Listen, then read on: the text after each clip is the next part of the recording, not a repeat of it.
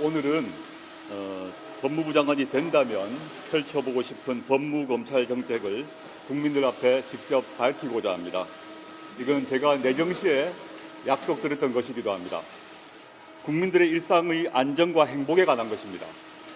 우리 가족, 우리 이웃이 범죄로부터 안전하게 하루하루를 마음 놓고 생활할 수 있는 그런 사회를 만들고자 하는 저의 다짐입니다. 첫 번째는 제가 민정수석이었던 2017년 12월에 국민청원에 대한 답변에서 아동 성범죄자로부터 우리 아이들을 지켜내겠다고 약속드린 것입니다. 조두순을 잘 기억하실 것입니다. 당시 국민청원에서 조두순과 같은 아동 성범죄자의 출소를 반대하는 국민들이 61만 명에 달했습니다.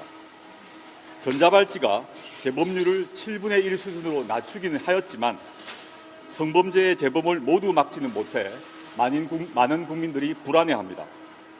저는 보호관찰관을 대폭 증원하여 아동 성범죄자가 출소한 경우 전담 보호관찰관을 지정하고 1대1로 밀착하여 지도 감독을 실시하도록 하겠습니다.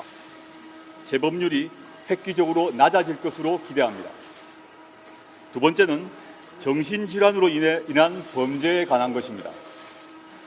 정신질환을 앓고 있는 분들은 일반인에 비해 범죄율이 낮지만 한 번 범죄를 저지른 정신질환자는 일반인보다 훨씬 높은 재범률을 보입니다. 정신질환으로 인한 범죄를 막기 위해서는 처벌보다 치료가 중요합니다.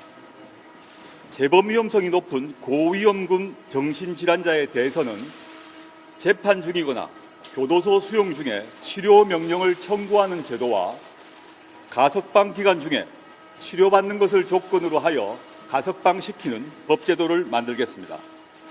또한 정신질환자가 출소한 후에도 지역의 정신건강복지센터와 같이 정신질환 범죄자를 지속적으로 살펴 출소 후 재범을 저지르지 않도록 지속적으로 관리해 나가겠습니다. 세 번째는 스토킹, 데이트폭력, 가정폭력과 같이 아주 가까운 관계에서 은밀한 형태로 벌어지는 폭력에 관한 것입니다. 스토킹이나 가정폭력은 주기적으로 반복되거나 동영상 유포 등의 추가 피해를 유발하는 특성이 있습니다. 살인 등 강력범죄로 발전될 수도 있습니다. 피해자는 매일매일 불안 속에 살 수밖에 없는 큰 피해를 입게 됩니다.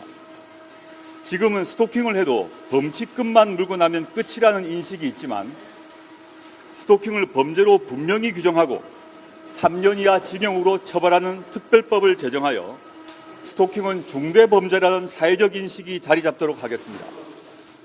또한 가정폭력이 발생해도 가정 내의 문제로만 여겨 소극적으로 개입하던 관행을 버리고 경찰관이 가해자를 적극적으로 체포하는 쪽으로 법 개정을 추진하겠습니다.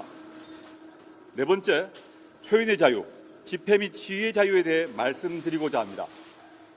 지금 우리 사회는 대통령을 공산주의자라고 욕해도 처벌되지 않고 온라인 등 다양한 방법으로 정치적 표현의 자유가 보장되고 있습니다.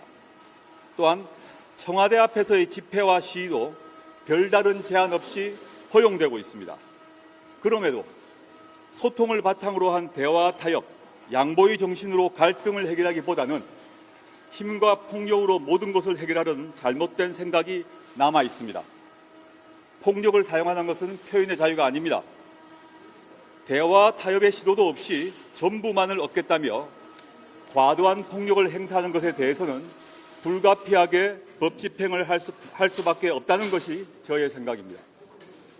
마지막으로 다중피해가 발생하는 안전사고에 대한 저의 다짐입니다. 국민들을 가슴 아프게 한 다중피해 안전사고를 겪으면서 사회 전체의 하나된 노력으로 사회 안전망이 조금씩 튼튼해져 왔습니다.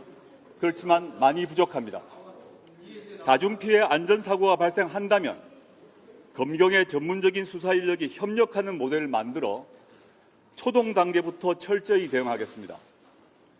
사고에 책임 있는 사람은 국민의 안전 감수성에 맞는 합당한 정도의 처벌을 받도록 하겠습니다. 그리고 사고로 인한 피해자와 유족에 대한 지원에도 공백이 없도록 하겠습니다. 제가 만약 법무부 장관이 된다면 지금까지 말씀드린 저의 다짐을 잊지 않고 꼭 지켜나가겠습니다. 앞으로 한두 차례 더 국민들께 드리는 저의 다짐을, 즉 법무검찰 정책에 대한 저의 생각을 말씀드릴 것입니다. 감사합니다. 검증이 거세지는 시점에 굳이 후보자로서 이례적으로 정책을 발표하신 이유가 있으신가요? 지금 내정시에 말씀드렸던 약속을 지키는 것입니다. 지금 가족들에 대해서 의혹이 계속 불거지고 있는데 이 부분에 대한 입장 표명은 전혀 하시지 않을 생각이신가요? 그 문제에 대한 국민들의 지적과 비판 겸허히 수용합니다. 상세한 경위, 배경 등 실질적 진실은 국회 청문회에서 성실히 답하겠습니다.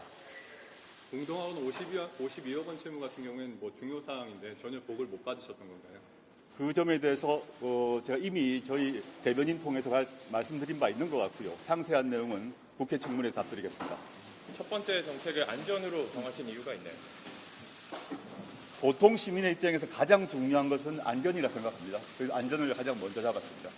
네. 스토킹 처벌법 외에 다른 내용이 별로 없는 것 같은데 혹시 선언적 의미 말고 다른 그렇지 않습니다.